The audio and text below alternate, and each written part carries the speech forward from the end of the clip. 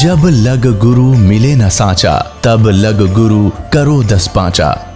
क्या गुरु बदल सकते हैं? क्या गुरु बदलने से पाप लगता है? अध्यात्म के इस मैदान में आखिर सही गुरु कौन है? गीता जी में वर्णित तत्वदर्शी संत कौन है? इन सभी प्रश्नों के उत्तर जानने के लिए अवश्य सुनिए जगत गुरु तत्वदर्शी संत रामपाल जी महाराज के मंगल प्रवचन।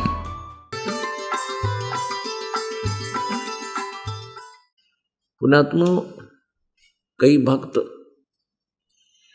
उपदेश ले लेते हैं क्योंकि हमारे भक्त जो पहले दुखी थे आज इतने सुखी हो गए हैं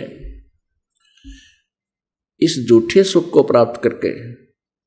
पहले ये झूठा सुख भी नहीं था, उनको हर तरह से सुविधा परमात्मा ने दे रखी है, जो 4 वर्ष 5 वर्ष 6 वर्ष से 10 वर्ष से लगे हुए,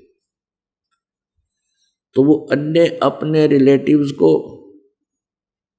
या कोई और मित्र सखी सहेलियों को, उन सबको यही चेष्टा करते हैं समझाने की कि आप वहां चलो, नाम ले लो, सत्संग सुनो। तो जो ठीक हैं, जिनकी बैटरी पूर्व जन्म की अभी चार्जड है, उनके सुख हैं, वो तो बात सुनते नहीं, वो तो टाल जाते हैं, फिर देखेंगे, अभी टाइम नहीं, फिर देखेंगे। अब फिर क्या देखेंगे? फिर तो कुम्हार देखेगा जब गधे बन जावांगे। हमने तो ईब देखना होगा, बुराई छोड़ और परमात्मा की भक्ति कर।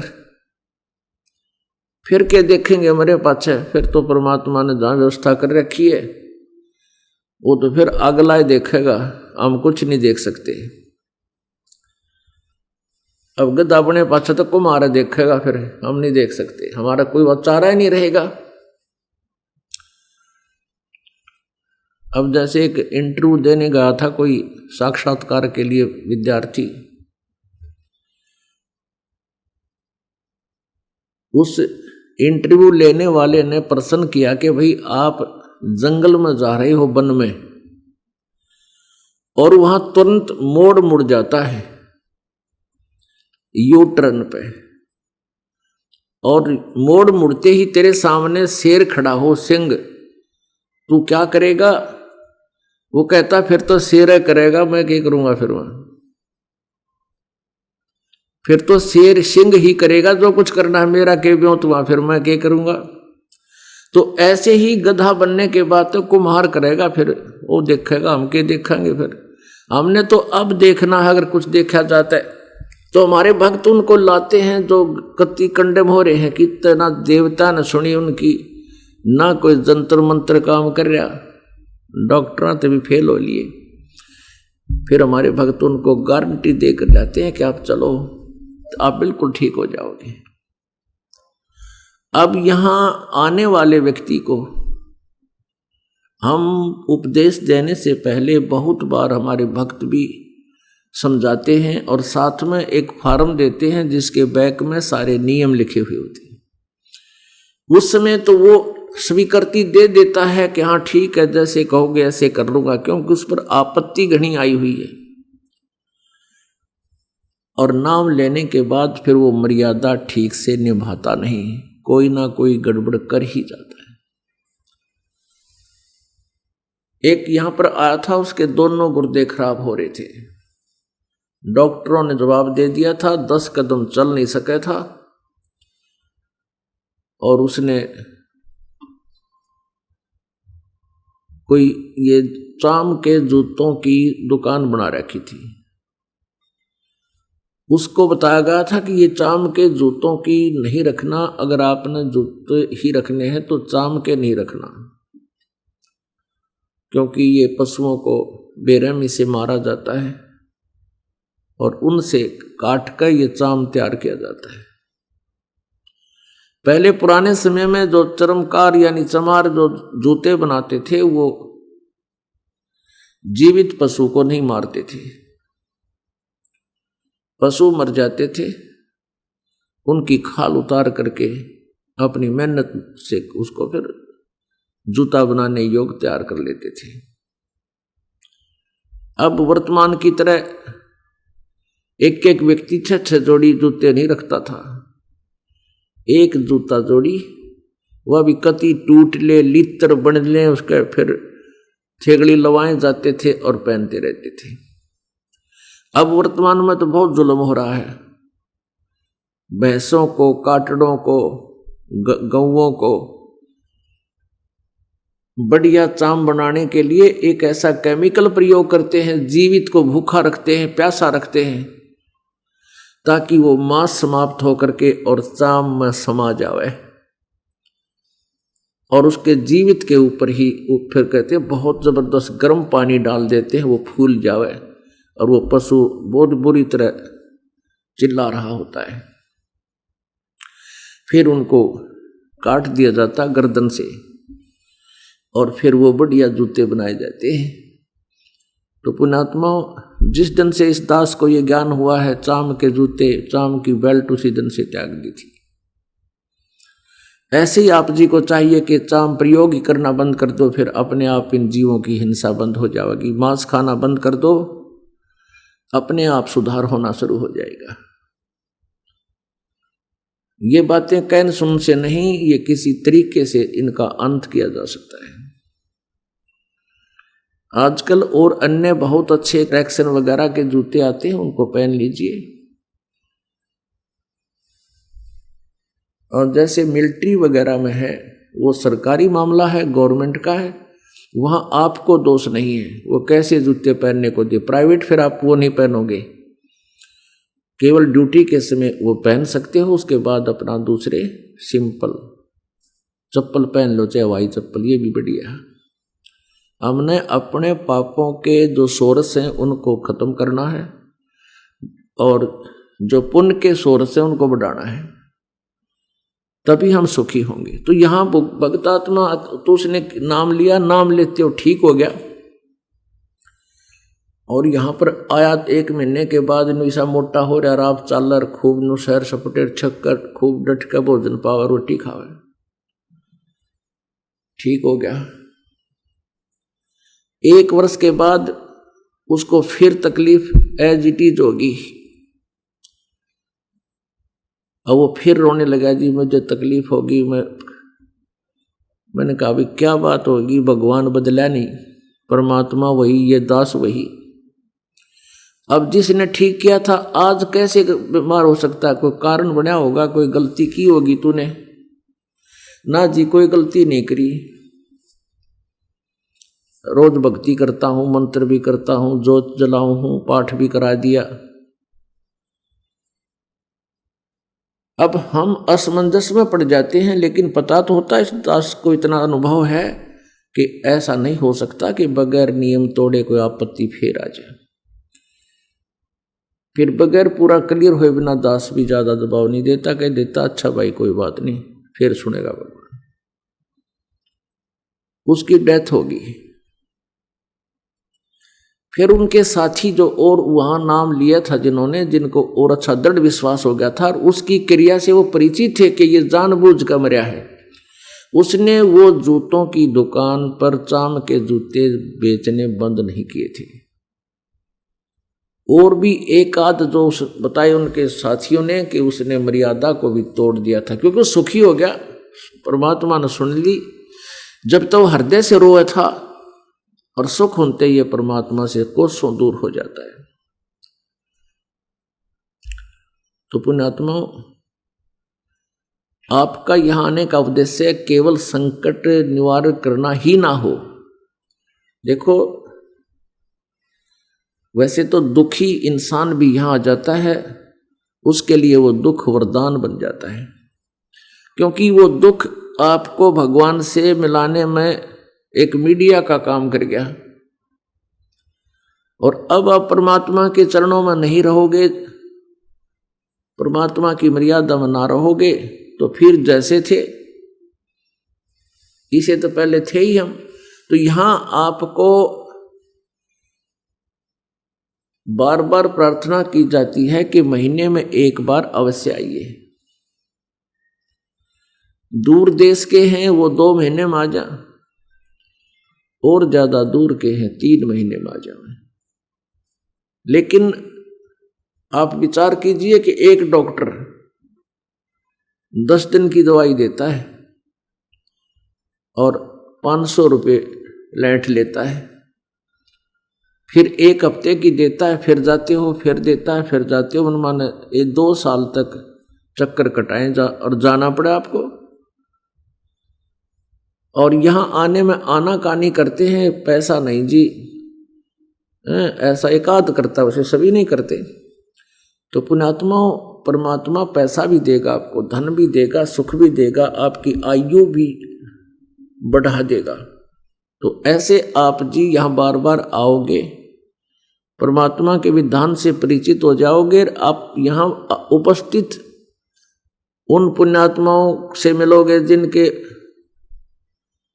सब संकट दूर होंगे, तब आपको विश्वास दृढ़ होगा। और परमात्मा का विधान है कि धीरे धीरे रे मना, धीरे सब कुछ हो, माली सींचे 100 घड़ा और समय आए फल हो। परमात्मा कहते हैं कि प्रत्येक चीज धीरे धीरे लाभ होता है। जैसे एक आम के पेड़ को बीजता है माली और उसमें सैकड़ों घड़े पानी की सिंचाई करता है, और फिर लगभग 4-5, पहले तो 8-8 वर्ष में जाकर के आम फल देने लगते थे। और जब वो आम का पेड़ सिंचाई ठीक करने से पेड़ बन जाता है, फिर फलों से लदपद हो जाता है और इतने फल लगते हैं, स्वयं भी खा ले, रिश्तेदारों को भी खिला दे, अपने मित्र प्यारों को भी खिला दे, तो भी वो आम समाप्त नहीं होती।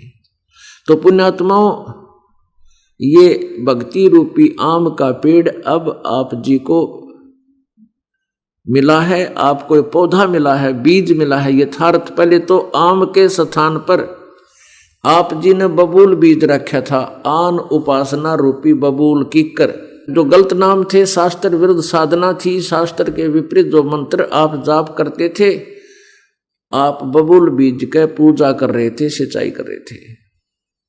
अब आप जी को यथार्थ मंत्र यानी आम का पेड़, आम का बीज मिल गया।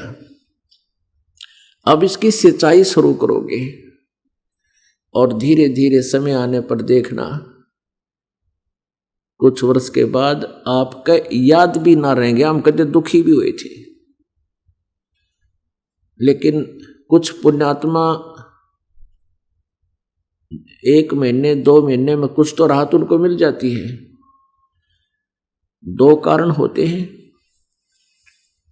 एक तो पुण्यात्माओं, रोग यानी संस्कार कमजोर थोड़े हों, वो जल्दी रिकवर हो जाता है। जैसे एक तो रोगी दीर्घ रोग ना हो और एक का दीर्घ रोग हो, तो जो दीर्घ रोग नहीं है और वो भी बीमार है, चला नहीं जा रहा, तो उसको ट्रीटमेंट करते ही राहत मिल जाती है।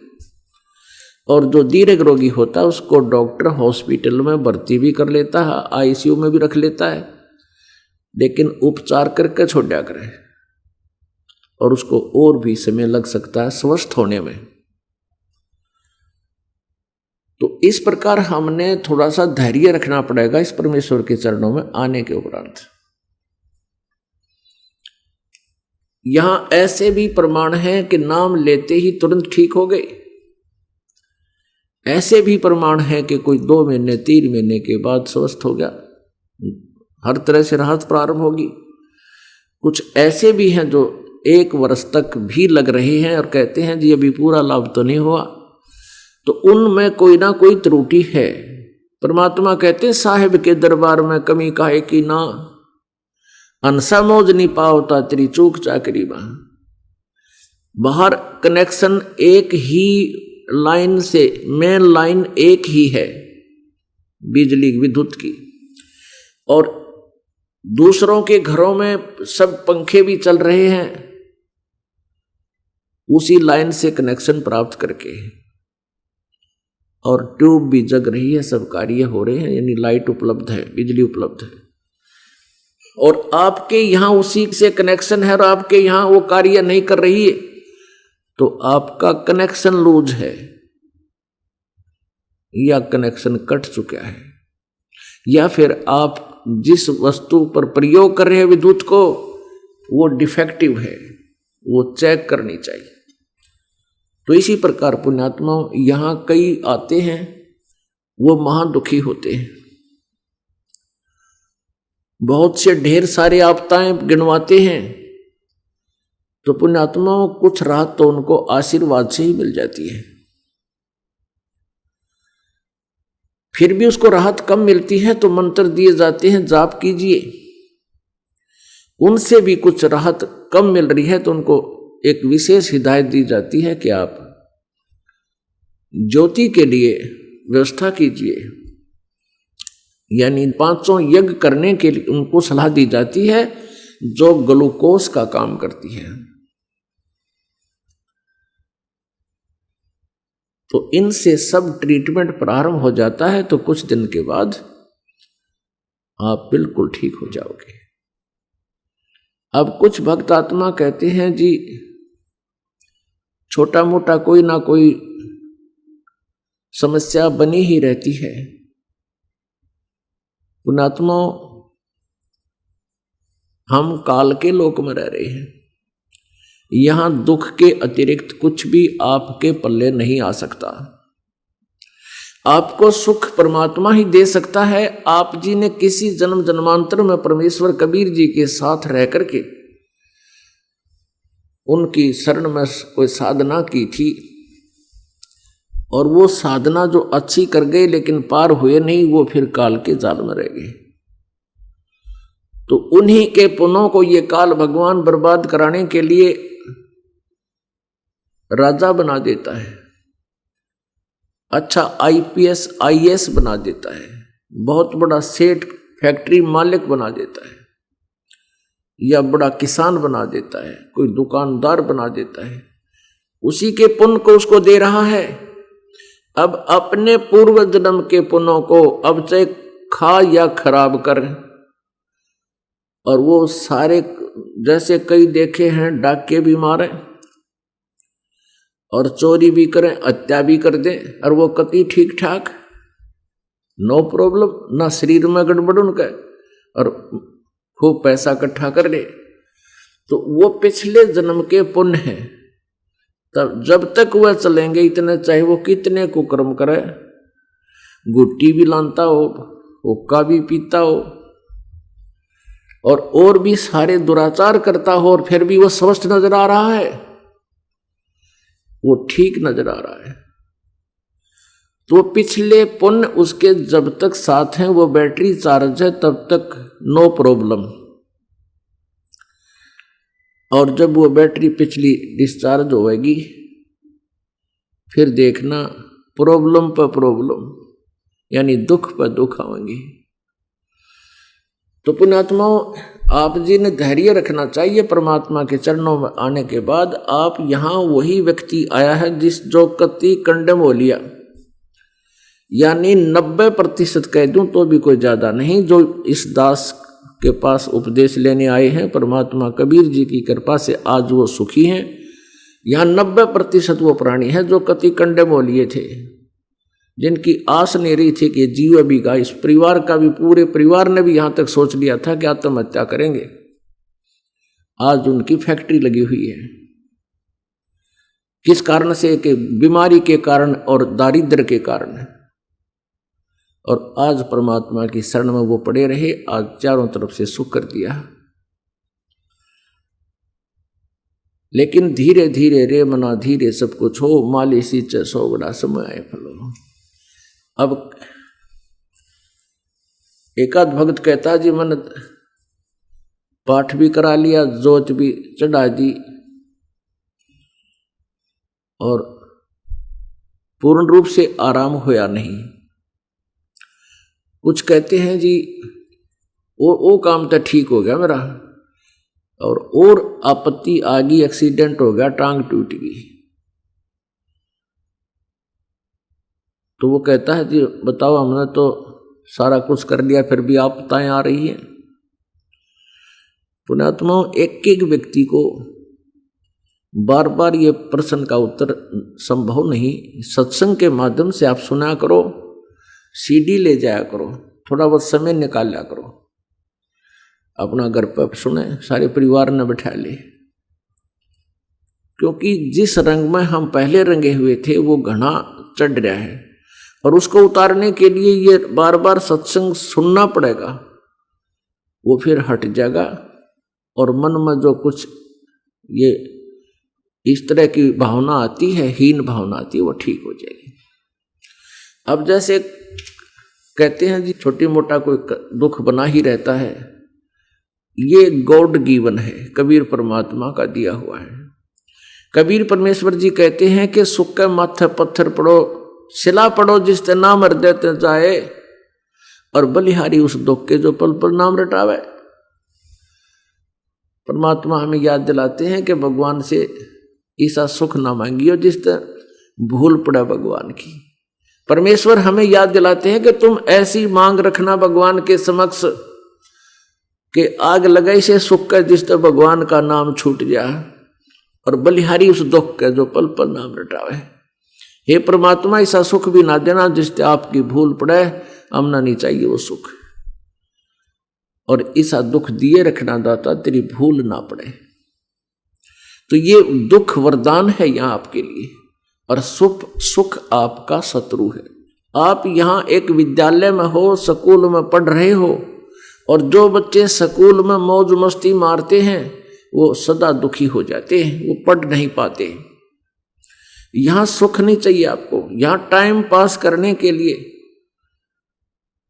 और कम से कम अपनी रिक्वायरमेंट रख के, इच्छाएं कम करके, और अब दुख सुख पाकर राम नाम का रगड़ा लगा दो, और जितना आते छूटे वो दान करो, और दान से कभी हानि नहीं होती जो सुपात्र को दिया जाता है।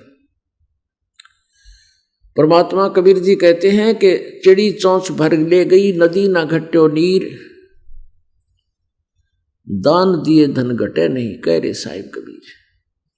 परमात्मा अपनी मोहर लगा रहे हैं कि मैं कह रहा हूं भाई, दान देने तो धन नहीं घटेगा, ये तो कई गुना होकर आवेगा। अब परमात्मा हमें याद दिलाते हैं कि तुम वो क्या प्रार्थना करते हैं जी, कुछ ना कुछ अब भी दुख रहता ही है।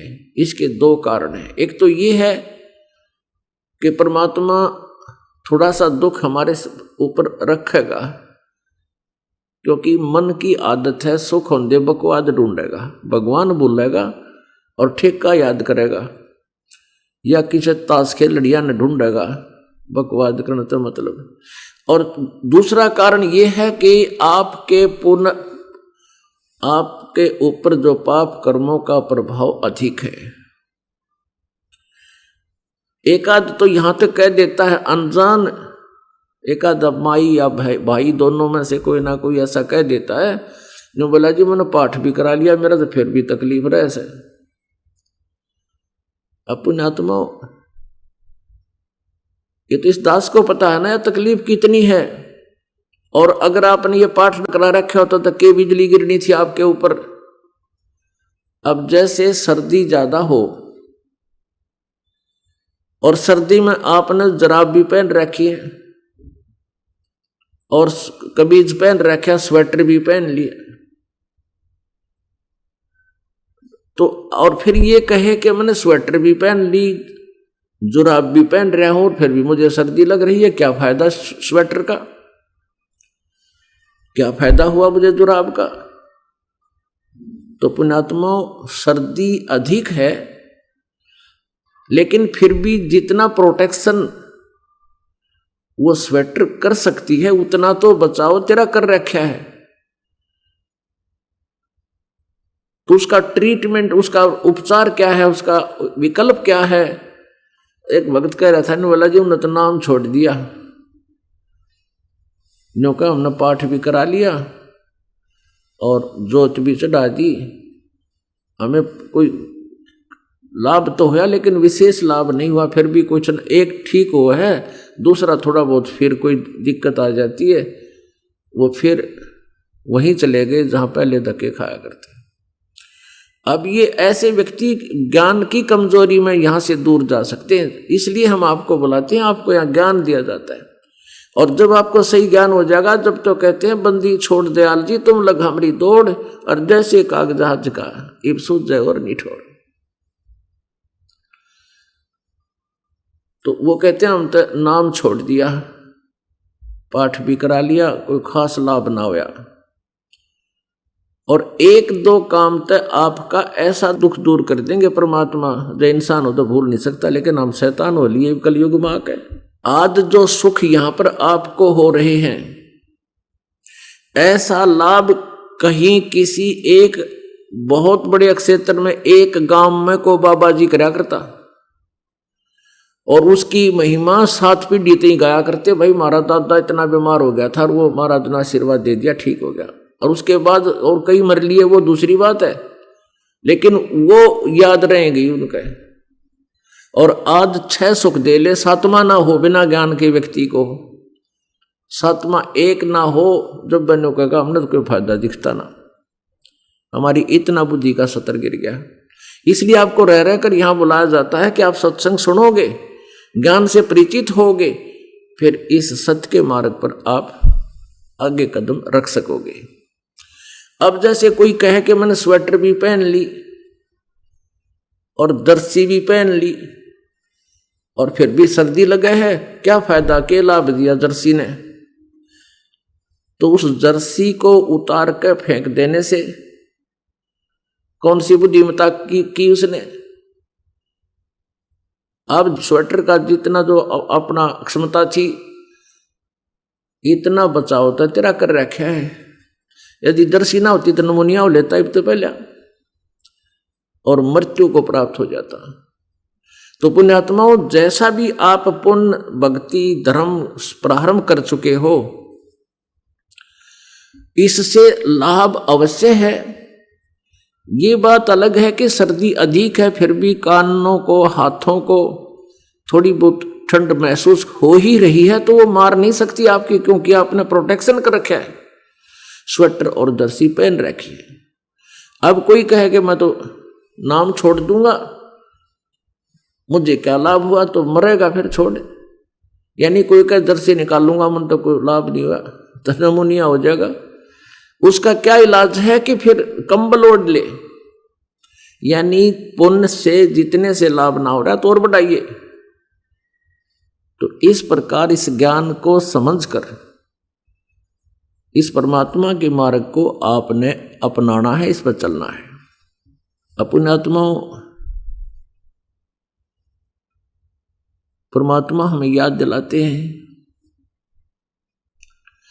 जैसे मोती ओस का ऐसी तेरी आवे, गरीब दास कर बंदगी बहुर न ऐसा दावे।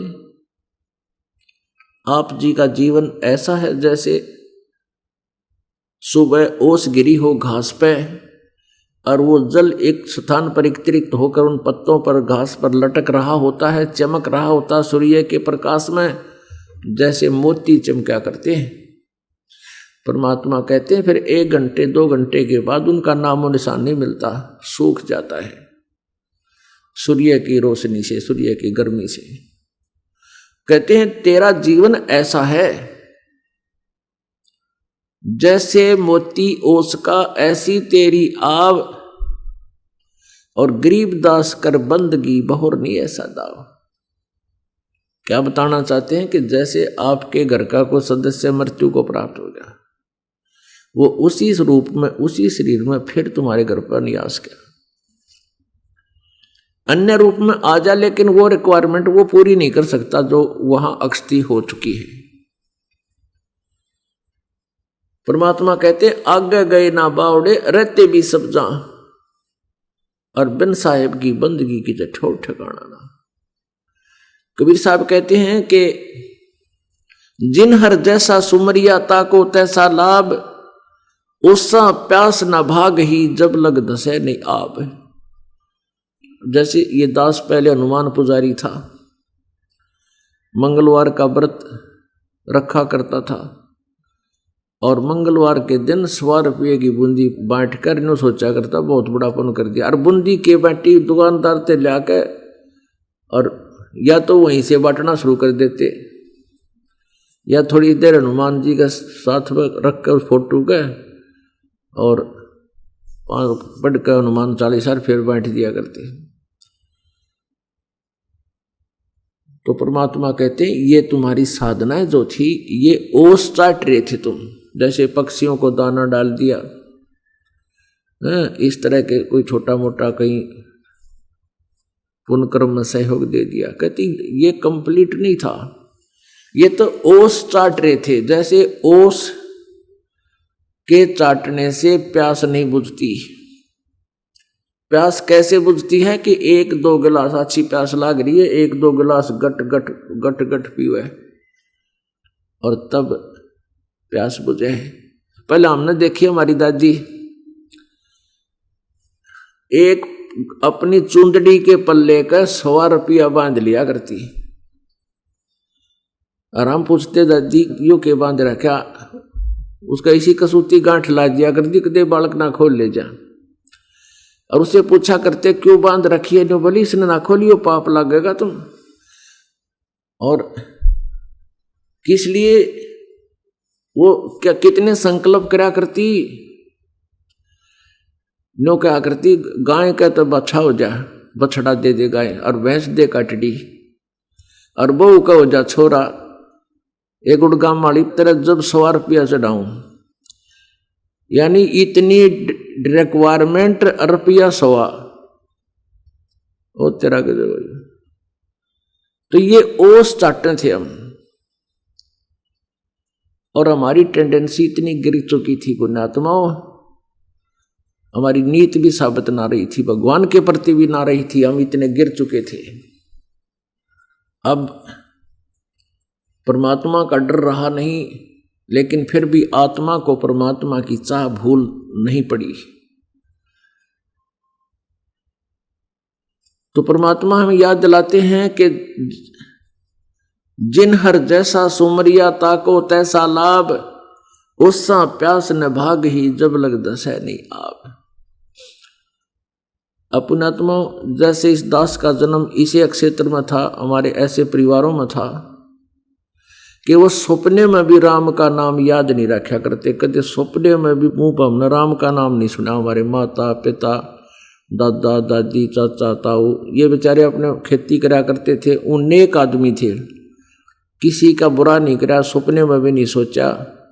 अपना मजदूर की तरह धंधा करा, किसान का काम करते थे और अपना करके खान में इनकी दृढ़ता थी, निश्चय था। वो तो बात अच्छी है, लेकिन भक्ति नहीं थी, ये बहुत खराब काम था।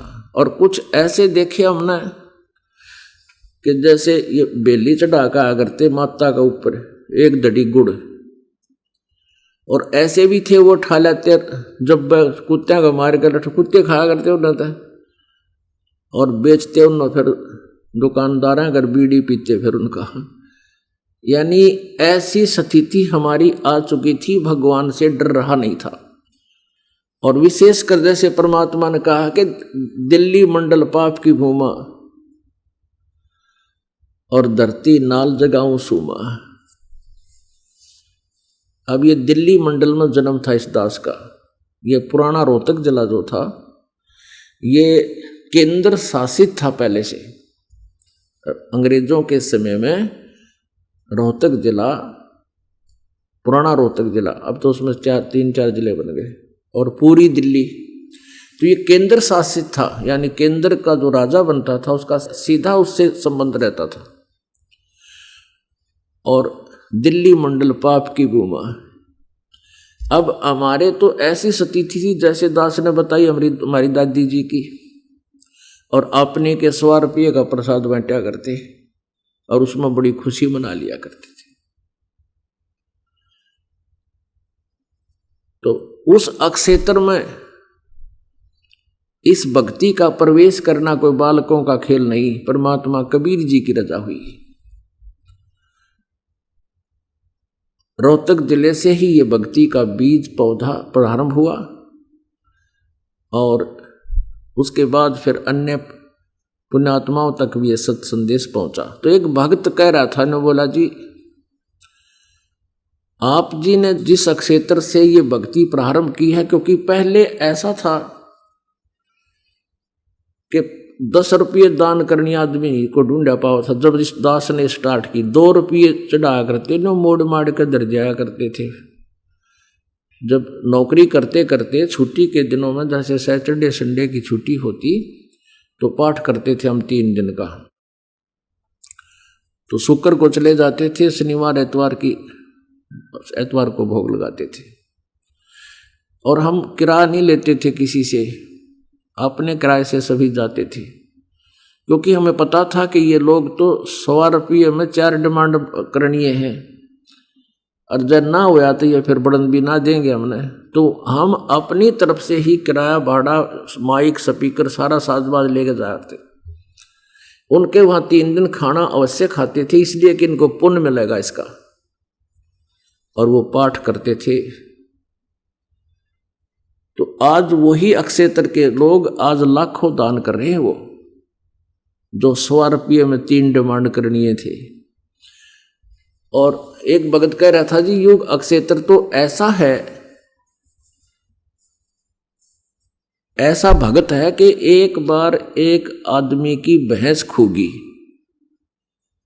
दूध आली, लागड़ भैंस गुम होगी और पिता पुत्र भैंस ढूंढने चल पड़े।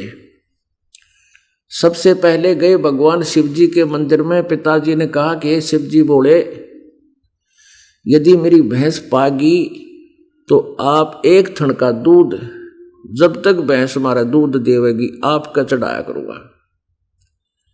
1 थन में जितना दूध सुबह शाम का होगा सारा आपके यहाँ समर्पित किया करूंगा, मेरी भैंस मिल जाए। दूसरे मंदिर में गया विष्णु जी के में 1 थन का वहां संकल्प कर दिया। तीसरे में गया हनुमान जी के, वहां 1 थन का वहां संकल्प कर दिया। चौथा माता के में गया, वहां 1 थन का वहां संकल्प कर दिया और ऐसा ही कह दिया। अब वो लड़का बोला, पिताजी फिर भैंस का क्या करांगे, दूध तो देवता पीवेंगे, चलो अपन घर न चले। पिताजी कहने लगा, बेटा एक बार भैंस पाल दे, इनका जी जानेगा जिसे न दूध पियाऊंगा।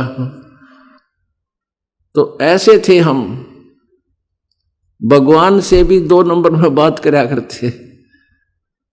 आगे एक बार बन जा बात, फिर देखा किसा दूध चढ़ावांगे इनका।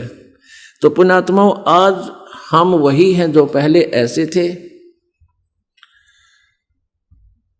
कहते हैं पहले परमात्मा हमें धन देता है, हमारी 100 प्रकार के आपदाओं को दूर करता है। सबसे पहले हम कहते हैं बीड़ी शराब मांस तंबाकू आप जी बिल्कुल नहीं छुओगे, ना फिल्म आदि देखोगे। शराब जो पिया करते थे उन्होंने शराब त्याग दी, बीड़ी पीते थे उन्होंने बीड़ी त्याग दी, सिगरेट त्याग दी। एक आधा भक्त अब बताया करता था हमारे को, जी मैं 2-2 बंडल पी जाता था। आजकल तो मेरे ख्याल में वो 10 रुपये का आता होगा वो बंडल।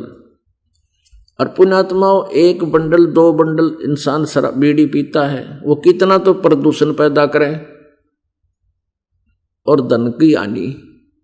वो बीड़ी छोड़ दी, यानी 10 रुपये का बंडल या 5 रुपये का, 6 रुपये का, जैसा भी होगा, तो वो हानि ही है। और वो हानि खत्म हुई, वो पैसे बच गए।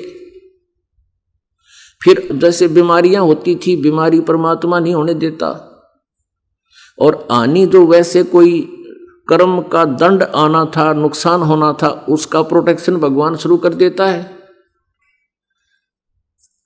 जैसे एक बीमार हो गया भक्त और कति सीरियस बीमार हो गया, उसने बीमार होते ही परमात्मा की जोत संकल्प करी। डॉक्टर के यहां गया तो कहते 2 घंटे में छुट्टी मिल गई। उसी बीमारी में वो बताता था कि पहले मैं 3-3 दिन हॉस्पिटल में रहता था और 3-3, 4-4 हजार रुपये मेरे खराब हो जाते थे। आज पहली बार कहता 2 घंटे मुझे छुट्टी मिल गई। और धीरे धीरे सदा के लिए वो रोग भी समाप्त हो गया। तो ऐसे परमात्मा जो 2000 10,000 में हानि होनी हो वह 10 रुपये 20 रुपये 200 रुपये में टाल देगा। तो इस प्रकार फिर आपको महसूस भी होगी, आप स्वयं भी महसूस करोगे कि आज शरण में ना होते तो ये नुकसान या बिजली गिरनी थी। वो पैसा बचाया, शराब पीनी छोड़ दी, घर में सुख, कलह मिट गई, झगड़ा घर का मिट्या, और कितनी हानि करा करता था। शराब पीने का तो एस्टीमेट भी नहीं लाया जाता, कितना नाश कर दे 1 महीने में, तो वो बुराई छूट गई। अब वो पैसा बचा, फिर परमात्मा प्रेरणा करता है कि आज जब मालिक की शरण में नहीं होता तो आज यहाँ इतनी हानि होनी थी और आज ये थोड़े से में सुख हो गया मैं। तो फिर प्रेरणा करता है कि पाठ तो करा ही दूं। अब कबीर परमात्मा के विषय में दादू साहिब कहते हैं, करे करावे साइया, मन में लहर उठा और दादू सदर जीव के वो आप बगल हो जा। कि परमात्मा पहले तो आपको धन दे, अपनी प्यारी आत्मा को का उत्थान करने के लिए, उद्धार करने के लिए, नीत ऊंची करने के लिए, नीत साबित करने के लिए पहले तो उसकी 100 सुख दे और उसको दिखा कर दे कि आज अगर मेरी शरण ना होता तुझे ये हो जाना था। फिर अंदर में प्रेरणा दे, बेटा दान करे, ये बाढ़ में भी तो जाना था, डॉक्टर ले हो या कोई चोर ले जाओ या कोई भैंस मर जाए एक मन माने 50,000 की, और यहाँ 10 रुपये अपने दान पर लाऊं। तो पहले तो धन दे और फिर परमात्मा प्रेरणा दे। अब सारा कुछ वही कर रहा आपके लिए, जीव नहीं कर सकता। जीव तो जीव का जीव है, जब मालिक का हाथ हट जाए 1 नया पैसा भी ना छूटे और 100 आपदाएं सहन कर लेगा। तो इस प्रकार इस परमात्मा के चरणों में आने के बाद आपको हर तरह से राहत मिलेगी।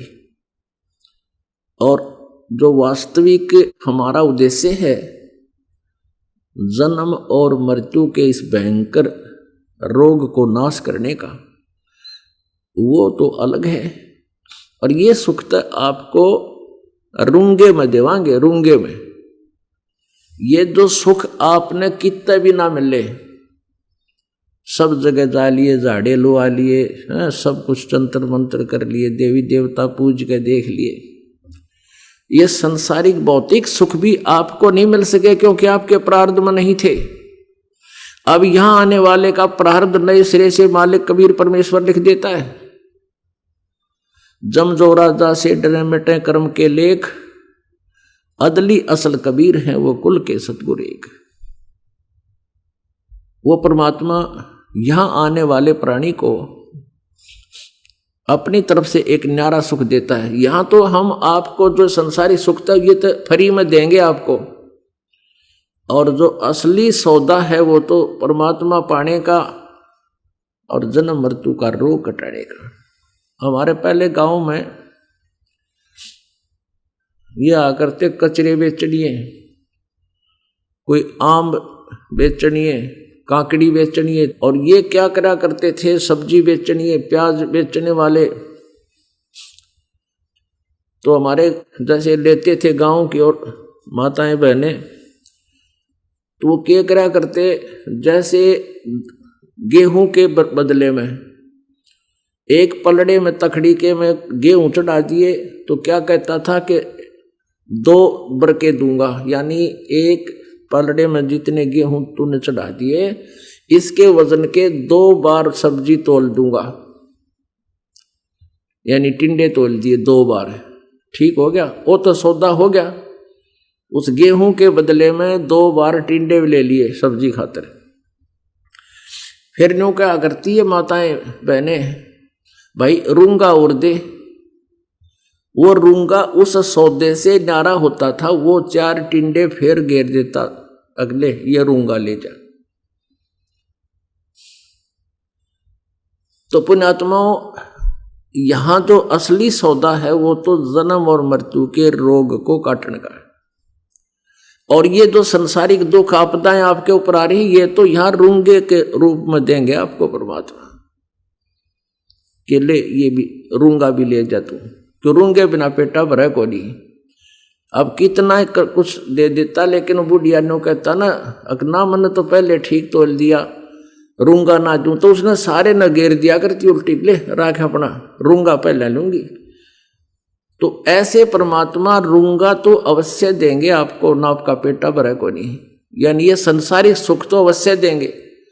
दूसरा उदाहरण आपको बताया था कि जैसे इस साधना का उद्देश्य आप जी का, इस भक्ति का उद्देश्य आप जी का संसारिक सुख मांगना ना होना चाहिए, आपका उद्देश्य मोक्ष कराना होना चाहिए। और फिर मोक्ष कराने के उद्देश्य से जो तुम आप जी साधना करोगे, भक्ति करोगे, धर्म करोगे, उससे आपको संसारिक सुख तो बिना मांगे मिलेंगे। जैसे किसान का उद्देश्य गेहूं बीजना, केवल भूस प्राप्त करना नहीं होता, उसका उद्देश्य होता है कि कणक या गेहूं मिले, मेरा परिवार भी जो है ना भूखा ना रहे, और कुछ बच जाए तो बेच ब्याच कर मैं अपना घर का कार्य भी चलाऊं। लेकिन उसके साथ भूस तो अपने आप बन जाता है। गेहूं बीजने वाले का उद्देश्य भूस तैयार करना नहीं होता, उसका उद्देश्य होता है कि कणक को गेहूं मिले मुझे, मेरे बच्चे भी सुखी हों, भूखे ना रहे, मैं भी भूखा ना रहूं। और उसके साथ उद्देश्य से सब क्रियाएं करता है, उसमें सिंचाई भी करता है, खाद भी डालता है, रखवाली भी करता है, और काट कर निकाल कर फिर वो घर लाता है। यानी तूड़ा यानी पशुओं का चारा तो वो वैसे ही बन जाता है। तो इस प्रकार परमात्मा कहते हैं बिन इच्छा जो देत है सोए दान कहावे, और फल बाचे नीतास का फिर अमरापुर जावे। अब इस प्रकार हम साधना करेंगे, परमात्मा को पाने का उद्देश्य रख के अपना कल्याण कराने के उद्देश्य से, क्योंकि ये ग्लूकोज भी साथ आवश्यक होंगी, यानी 500 यज्ञ आपने करवानी पड़ेंगी। आप बहुत युगों से या काल के जाल में फंसे हुए हो, दीर्घ रोगी हो गए हो, पुण्य बिल्कुल अक्षीण हो चुके हैं आपके। अब जैसे सतयुग त्रेता द्वापर में तीनों युगों में प्राणी के पुण्य साथ रहे, और वो अपने पुण्यों के आधार से सुखी रहता था, और साधनाएं भी शास्त्र अनुकूल करता था, और फिर भी घर में सुख, शरीर में सुख, परिवार सारा ठीक है। तो वो ये सोच लेते थे कि हम जो साधनाएं कर रहे हैं इन्हीं से हमें लाभ हो रहा है। जैसे पहले ये दास हनुमान पुजारी था, और बाबा श्याम जी का भी पुजारी था, श्री कृष्ण मेरा इष्ट था, विष्णु जी की के ऊपर एक विशेष आसक्ता थी, भगवान शंकर भी पैरल यानी आदरणीय थे। इस तरह हम पूजाएं ढेर सारी कराया करते थे, और घर में सुख होता था। जैसे विद्यार्थी को तो पास हो जाए उस समय शुक्र बनाया कर, सारे देवता के गुण गाया करता, भलाओ हनुमान का, भलाओ बाबा श्याम जी का, और भलाओ भगवान श्री कृष्ण का, शंकर भगवान का, पास करा दिए। फिर संतानों उत्पत्ति की इच्छा होती थी, लड़का हो जा, लड़का हो गया तो बाबा श्याम जी की जय हो, हनुमान जी की जय हो, इन्होंने लड़का दे दिया। अब पता चला कि ये तो कुछ देने के को ना, ये तो हमारा जितना प्रारब्ध है उसी को एज इट इज दे सकते हैं। यदि हमारे भाग्य में नहीं होता ये परिवर्तन नहीं कर सकते थे किसी भी प्रकार का, और सब सुख थे, कोई आपत्ति नहीं आई थी, बालक की दया थी, को पिछली बैटरी अच्छी चार्ज हो रही थी, और साधनाएं जो करते थे उनसे ये सब सुख हो रहे थे। इन्होंने सोचा थे बाबा श्याम जी ने मौज मचा दी, बजरंग बली ने मौज कर दी। अब पता चला कि इनके 70 का तो काम में कोई ना, इनके लेवल का नहीं ये सुख, या कोई दुख देना है सुख देना। अब परमात्मा जो प्रसंग यहां से शुरू हुआ था उस पर अब हम आ रहे हैं दोबारा, कि वो परमेश्वर इतना दयालु है, हमें यहां आकर के फिर संभालता है, हमें प्रेरित करता है कि मूर्खों तुम फिर मुझे याद कर लो, फिर तुम फिर से ये साधना शुरू कर दो, तुम्हें यहां भी सुख दूंगा, सतलोक ले चलूंगा जहां तुम्हें कोई कष्ट नाम की चीज नहीं। उससे पहले ये काल हमारे साथ ही साथ जुल्म कर देता है, कि हमें गलत ज्ञान पर इतना ठोक देता है, इतना आधारित कर देता है कि परमात्मा को पहचानना भी बहुत कठिन हो जाता है। पुण्यात्माओं, जिस समय हम इस काल के साथ यहां आ गए और जब हम वहां से आए तो हमारे पुण्य हमारे साथ बहुत थे, हम पुण्यों के से लदपद थे, हमारे संस्कारों की कोई गिनती नहीं, इतने पुण्य हमारे साथ थे। तो इसने हमारे को पहले तो ऊपर स्वर्ग लोक में रखा और जिसके भी पुण्य अक्षीण होते गए उसको पृथ्वी पर पटकता गया और फिर यहां गधे कुत्ते सुअर बनाता गया। एक साहूकार सेठ की बेटी एक निकम्मे से व्यक्ति के साथ भागगी और गरते गणाए धन लेगी। अब वो तलफंडर था, उस बच्ची के धन से ही अपने सारी मौज करे, दारू पीवे, बकवाद करे। वो जब अक्षीण हो गया, खत्म हो गया और उसने छोड़ के भाग गया, वह अंडे धक्के खाती फिर। तो ऐसे ये ब्लैक मेलर है ये काल। जब हम परमात्मा से विमुख होकर आए, इसके साथ भाग के आए, हम गणाए धन लाए थे और वो धन इसने हमारा लुटवा दिया। फिर हमें गधेर कुत्ते सूअर बनाकर यहां दुख देना शुरू किया। इसलिए दुख देना शुरू किया कि वो जिसने मुझे वहां से निकाला है वो दुख पावेगा, उसकी आत्माओं की ब्रान माटी होगी, वो रोएगा बैठ के वहां पर। इस काल ने वहां बड़ा जुल्म किया था, जिसके कारण परमात्मा ने इसको 21 ब्रह्मांड समेत वहां से 16 शंख को उसकी दूरी पर भेज दिया था। इस प्रतिशोध में ये काल हमें इतना कष्ट दे रहा है, किसी का बेटा मरो चाहे बेटी मरो, इसने कोई दया धर्म नहीं। यहाँ पर मकान के मकान गिर जाते हैं, 10-10, 20-20 आदमी इकट्ठी बिल्डिंगों में मर जाते हैं। एक बार 26 जनवरी सन 2000 को एक भूकंप आया था गुजरात में और वो महल 3-3, 4-4 मंजिल की कोठियां, 5-5 मंजिल की कोठियां थी और वो सारी की सारी एक सेकंड के अंदर सब विनाश को प्राप्त हुई। और उन मकानों को बनाने में जिन्हें 2-2 पीढ़ी लागी थी, उन्हीं में दब कर मर गए। पूरा परिवार के परिवार नाश हो गए, पूरा क्षेत्र में लाखों लोग मार दिए। तो इसका दया नहीं, क्योंकि हम इसके बालक नहीं हैं, हम कबीर परमात्मा के बच्चे हैं। जब हम सतयुग में तो सुखी रहे, फिर आगे जब हमारे लास्ट से में सतयुग के लास्ट में भी कष्ट आने शुरू हो गए, यहां पृथ्वी पर पटक दिए, गद्दे सूर बनाने शुरू कर दिए, तब हम रोने लगे, हे भगवान, हे परमात्मा हमारी रक्षा करो। अब इसने भगवान भी बुला दिया, हमारे इंजेक्शन लगवा दिए 3, रजगुण सतगुण तमगुण, रजगुण ब्रह्मा से, सतगुण विष्णु से, तमगुण शिवजी से। हम यहीं की वस्तुओं में नशे में जैसे इन्हीं की इच्छा में हमारी बुद्धि सीमित कर दी। जब हमारी ये बुरा हाल हुआ और फिर इसके बाद तपस्शिला पर भून कर 1 लाख मानव शरीरधारी प्राणियों को, सूक्ष्म शरीर को,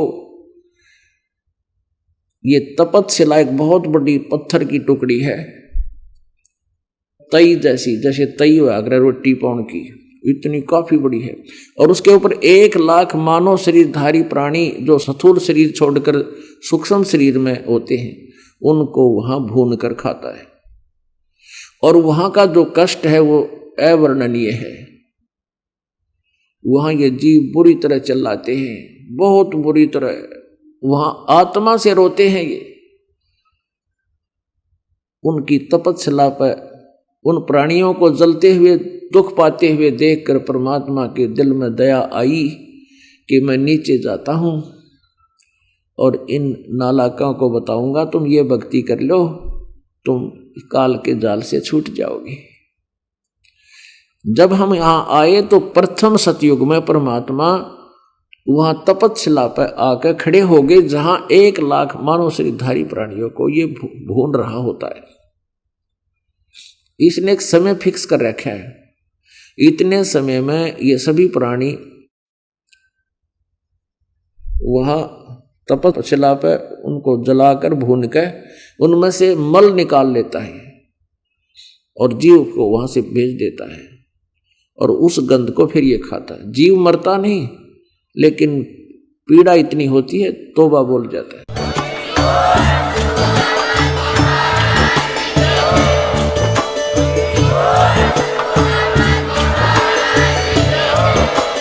आप सुन रहे थे जगत गुरु तत्वदर्शी संत रामपाल जी महाराज जी के मंगल प्रवचन। अधिक जानकारी के लिए विजिट कीजिए हमारी वेबसाइट www.jagatgururampalji.org। संत रामपाल जी महाराज जी के शुभ आशीर्वाद से पूरे विश्व भर में 500 से भी ज्यादा नाम दीक्षा केंद्र हैं, जिन पर संत रामपाल जी महाराज जी द्वारा ऑनलाइन निशुल्क नाम दीक्षा दी जा रही है। अपने नजदीकी नाम दीक्षा केंद्र का पता करने के लिए संपर्क करें 8222880541।